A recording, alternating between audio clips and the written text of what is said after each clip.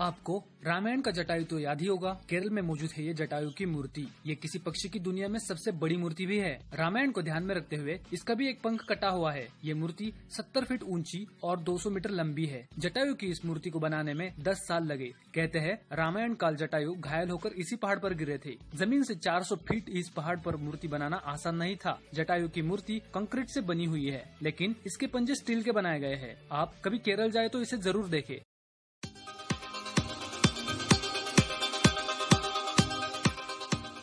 India में innovations होते रहते हैं, पर कुछ एक इनोवेशन ऐसे होते हैं जो इतनी बड़ी प्रॉब्लम का सॉल्यूशन निकाल देते हैं जिसका आप सोच भी नहीं सकते हैं। आज के टाइम पर इन्वायरमेंट को इतना हार्म पहुंचता है डेली पॉल्यूशन से, और गर्मियों में जब ये बढ़ जाता है जब दिन भर एसी चलते हैं। पर इस प्रॉब्लम का सॉल्यूशन बनाकर दिया है दिल्ली के मोनीश ने, जिन्होंने एक ऐसा एसी बनाया है जो कि मिट्टी की मदद से चलता है, जहां मिट्टी के पॉट्स पर पानी गिरता है और तापमान लगभग 8 से 9 डिग्री तक कम हो जाता है, और ना ही कोई इस टेक्नोलॉजी से प्रकृति को नुकसान हो रहा है। इस तरह के इन्वेंशन को बनाते वक्त ये अलग अलग तरह से डिजाइन करते हैं इस प्रोडक्ट को। स्कूल के अकॉर्डिंग अलग तरह का प्रोडक्ट बनाते हैं और इंडस्ट्रियल के लिए अलग। अभी थोड़े दिन में घरों के लिए भी इसी तरह के एसीज को लॉन्च करेंगे जो कि घर के लिए यूजफुल रहेंगे। क्या आप एक ऐसी ट्रिप पर जाना चाहेंगे जहां से आने की आपकी कोई गारंटी ही ना हो?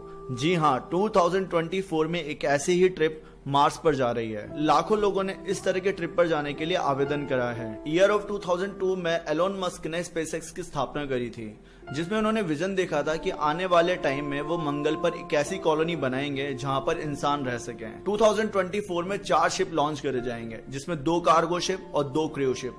2 क्रूज शिप में 100 लोग होंगे जो कि वहां पर जाएंगे। उनके साथ में कार्गो शिप में खाने पीने का सामान भेजा जाएगा, और इसके बाद में वहां से आने के लिए उनको डिपेंडेंट होना पड़ेगा मंगल पर जो कि रिसोर्सेस हैं। या फिर जब नेक्स्ट लॉन्चिंग होगी स्पेसएक्स की, जो कार्गो शिप फ्यूल लेकर जाएंगे, तब जाके वो सारे लोग वहां से वापस आ सकते हैं।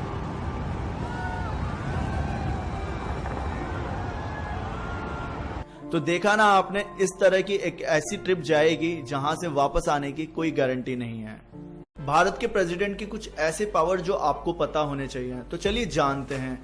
भारत का प्रथम नागरिक हमारे प्रेसिडेंट को माना जाता है। इंडियन पार्लियामेंट को भंग करने का अधिकार सिर्फ प्रेसिडेंट के पास में होता है। अगर रूलिंग पार्टी के पास में बहुमत ना हो तो प्रेसिडेंट ऐसा कर सकते हैं। राज्यसभा में 12 नॉमिनल सीट्स पर डिफरेंट फील्ड के लोगों को राष्ट्रपति की इच्छा द्वारा ही चुना जाता है, जैसे कि आर्टिस्ट, प्लेयर, सोशल पर्सन्स को ये जगह दी जाती है। पार्लियामेंट से कोई भी कानून अगर बनकर जाता है तो राष्ट्रपति के साइन के बाद ही लागू होता है। किसी भी क्रिमिनल को अगर कोर्ट के द्वारा फांसी दी जाती है तो राष्ट्रपति के पास ही एक ऐसा अधिकार होता है जिसके द्वारा वो माफ करे जा सकते हैं। हमारे देश के हर राज्य के राज्यपाल को प्रेसिडेंट ही इलेक्ट करते हैं। पार्लियामेंट से कानून पास होने के बाद में राष्ट्रपति के पास में अधिकार होता है कि वो उस पर साइन करे या न करे। इस तरह के अधिकार को यूज करने के लिए वो काउंसिल ऑफ मिनिस्टर से काफी मदद लेते हैं। क्या आप जानते हैं दुनिया का सबसे बड़ा सर्च इंजन गूगल 1999 में बिकने वाला था।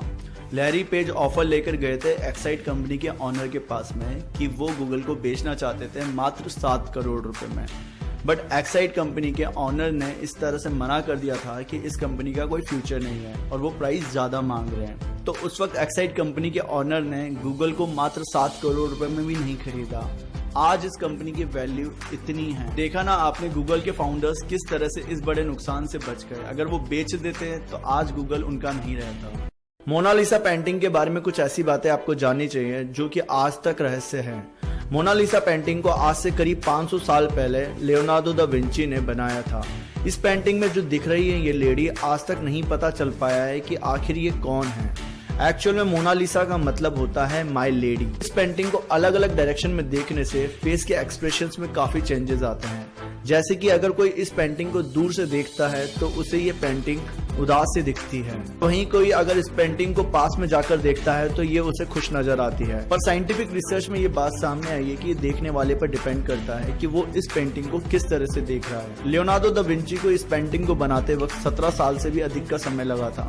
इस पेंटिंग को इतनी खूबसूरती से बनाया गया है कि इसमें कहीं पर भी आउटलाइन नजर नहीं आती है। इसी वजह से इस पेंटिंग को दुनिया की सबसे शानदार पेंटिंग में से एक माना जाता है। तो आपने जाना कि मोनालिसा की पेंटिंग के बारे में कुछ ऐसे फैक्ट्स जो आपको पता नहीं।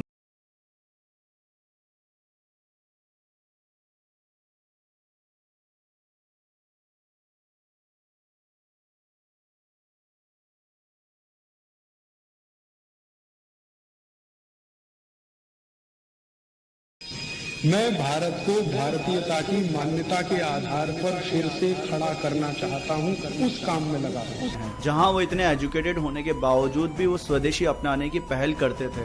वो कोल्ड ड्रिंक जैसी कंपनीज को कहते थे कि ये सीधा का सीधा एक टॉयलेट क्लीनर है जो कि मार्केट में धड़ल्ले से बिकती हैं। उन्होंने काफी ऐसी कंपनीज को निशाना बनाया था। साथ ही उन्होंने इंडिया के लोगों को काफी अवेयर करने की कोशिश करी थी कि उन्हें स्वदेशी अपनाना चाहिए। अगर आप आज भी उनको सुनना चाहते हैं तो इंटरनेट पे कई ऐसे वीडियोस हैं जहां पर आप उनकी बातों को सुन सकते हैं और उन्हें फॉलो कर सकते हैं। पर यह भी एक बहुत बड़ा रहस्य था उनका इस तरह से दुनिया से चले जाना। इतना कठिन काम करके गए हैं वो भारत की जनता के लिए। क्या आप जानते हैं ओम की महिमा कितनी है हमारे धर्म में?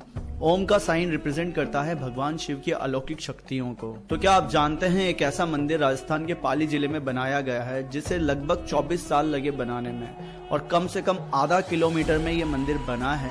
साथ ही 250 एकड़ के आश्रम पे इस मंदिर को बनाया गया है। ये मंदिर ओम साइन के ऊपर बनाया है, मतलब कि आर्किटेक्चर ने इसको डिजाइन करा है ओम साइन की तरह। ये मंदिर इतना भव्य बना है कि अगर आप इस मंदिर को देखने जाएंगे तो इस मंदिर की डिजाइन को देखते रह जाएंगे। इस मंदिर में 108 शिवलिंग को विराजमान करा गया है। यह मंदिर 4 पार्ट में बना है। एक पार्ट तो जमीन के नीचे बना है जबकि 3 पार्ट जमीन के ऊपर बने हैं। तो अगर आप अपनी लाइफ में कभी भी राजस्थान आते हैं तो आपको राजस्थान के पाली जिले में इस मंदिर को जरूर देखना चाहिए। अगर आपको ये वीडियो पसंद आया है तो वीडियो को लाइक कर दीजिएगा। ऐसा माना जाता है कि कुछ बर्ड्स बोलते हैं, जैसे कि इंडिया में पैरट्स बोलते हैं, बट वर्ल्ड का एक ऐसा रेवन है जिसे व्हाइट नेक रेवन्स के नाम से जाना जाता है, जो कि साउथ अफ्रीका में पाया जाता है। वो इंसान की हुबहू नकल उतारने में मास्टर है। Mischief, can you say hello? Hello. Good bird. Can you say hi? Hi. Good job, Mischief. यह व्हाइट नेक रेवन्स वर्ल्ड के स्मार्टेस्ट बर्ड्स में से एक माना जाता है। कोरोना की वजह से यूएस में कैजुअलिटीज बहुत ज्यादा बढ़ गई हैं। शायद इसी वजह से वहां की एक संसद में शांति पाठ करवाया गया और ये शांति पाठ वहां के एक भारतीय पंडित राजगोपाल थूपल ने किया। ये देखिए। ओम असतो मा सद्गमय तमसो मा ज्योतिर्गमय मृत्योर्मा अमृतंगमय ओम शांति शांति शांति। और इसके बाद सभी संसद सदस्यों ने राजा गोपाल थूपल और उनकी पत्नी के लिए तालियां भी बजाई। कितनी गर्व की बात है कि हमारी संस्कृति को पश्चिमी देश अपना रहे हैं, लेकिन दुख की बात यह है कि हम उसे भूलते जा रहे हैं। आप लोगों का क्या कहना है चैट सेक्शन में लिखना मत भूलिएगा।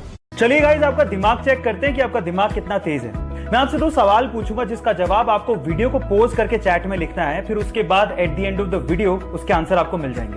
पहला सवाल, वो क्या है जिसका सिर होता है, पूंछ होती है लेकिन शरीर नहीं होता? ये पहला सवाल है। दूसरा सवाल, ऐसी क्या चीज है जो बाहर तो फ्री में मिलती है लेकिन हॉस्पिटल में उसके पैसे देने पड़ते हैं? वीडियो को पॉज करिए और आंसर चैट में लिखिए। चलिए पहले सवाल का जवाब देता हूं। Now the answer of first question is coin, सिक्का।